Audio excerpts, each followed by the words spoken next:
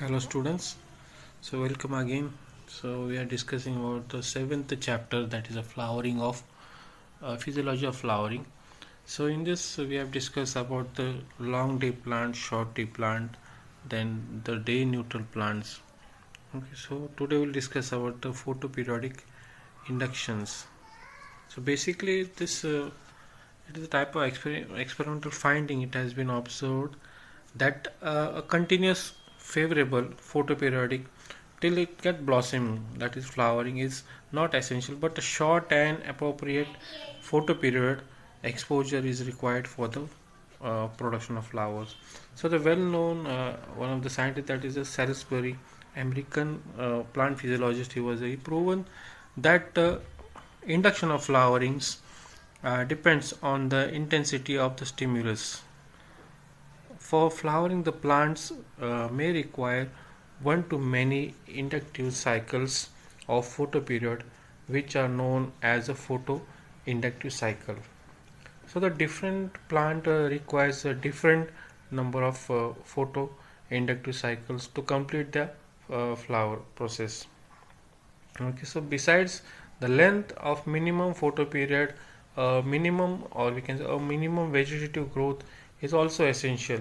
So thus photoperiodic inductions, we can say it is as a definition the persistence of a photoperiodic effect for flowering in the plants. Okay, so there are some major aspects of this uh, photoperiodic inductions, photoperiodism and the photoperiodic induction. The first one, that is a site of photoinductive perceptions.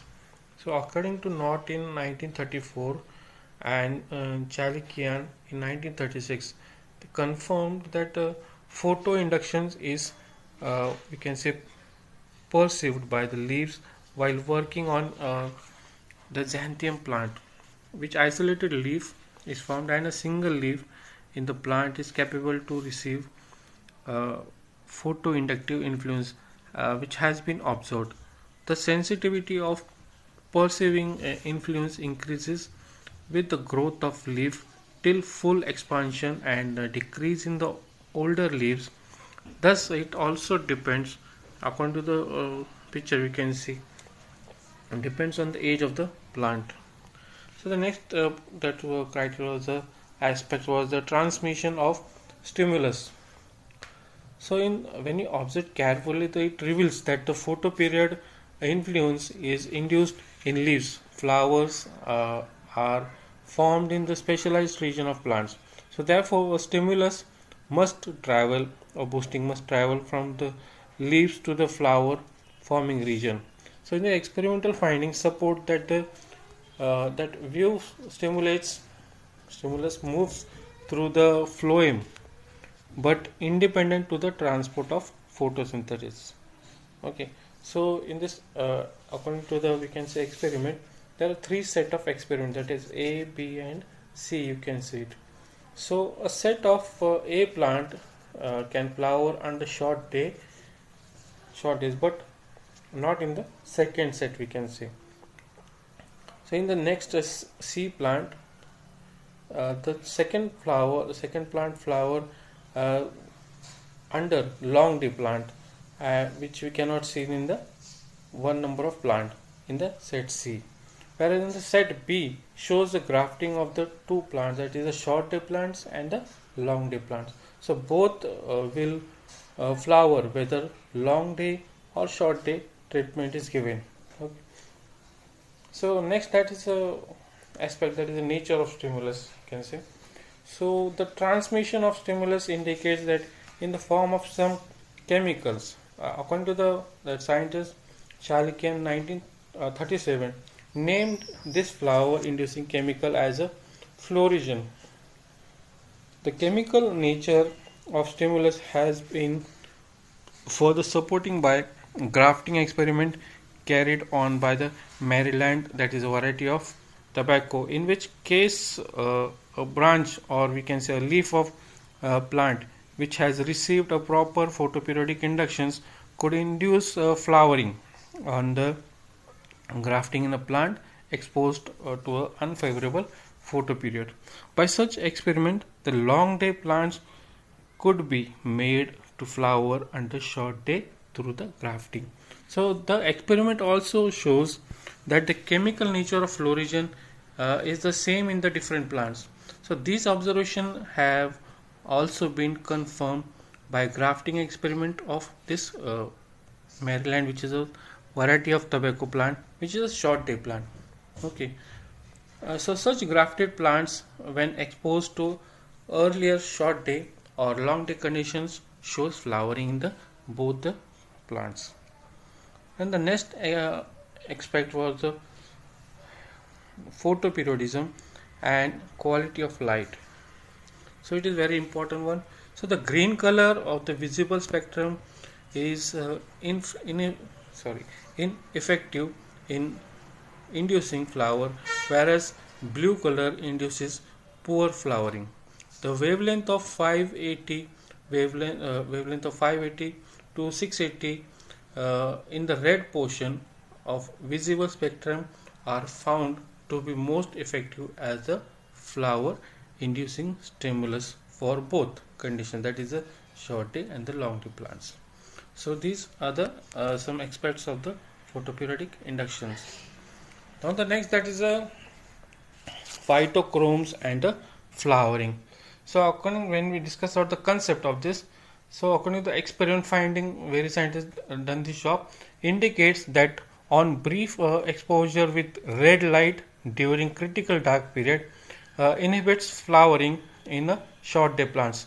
So this inhibitory can be reversed by the subsequent exposure to far red light. So it has been already mentioned that prolonged light period is essential for flowering of long day plants.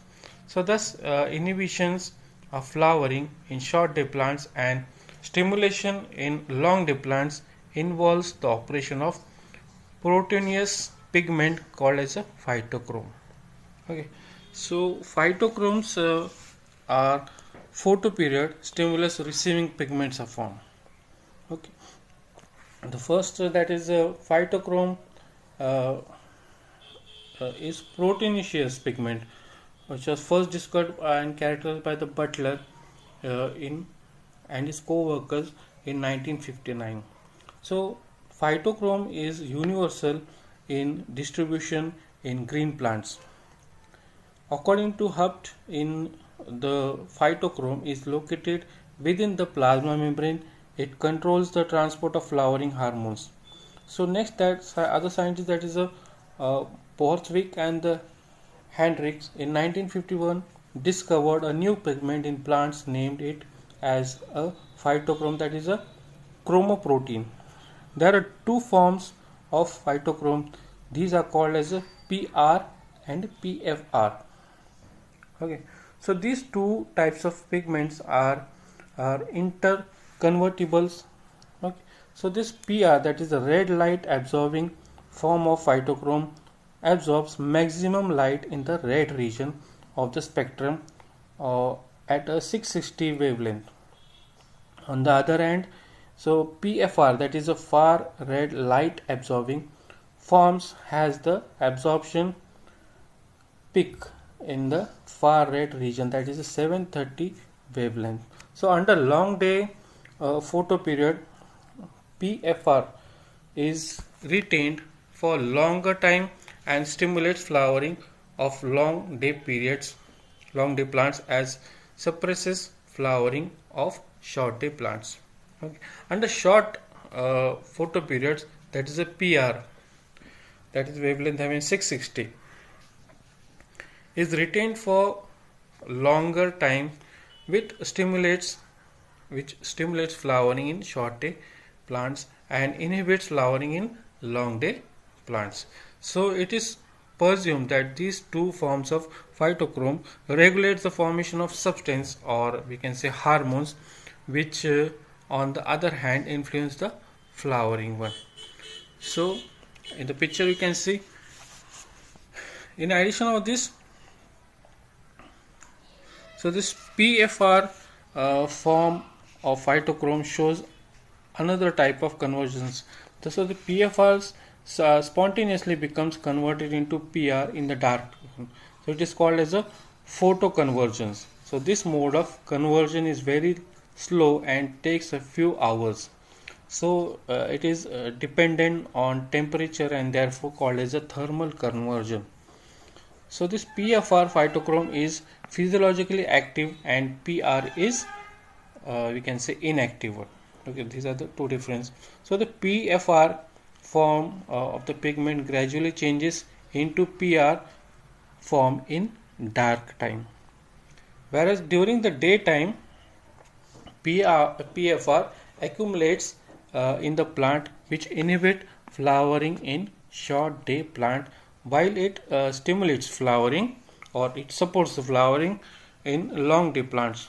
So in critical dark period, that is in full dark period, in short day plants, PFR is converted into PR from resulting into flowering.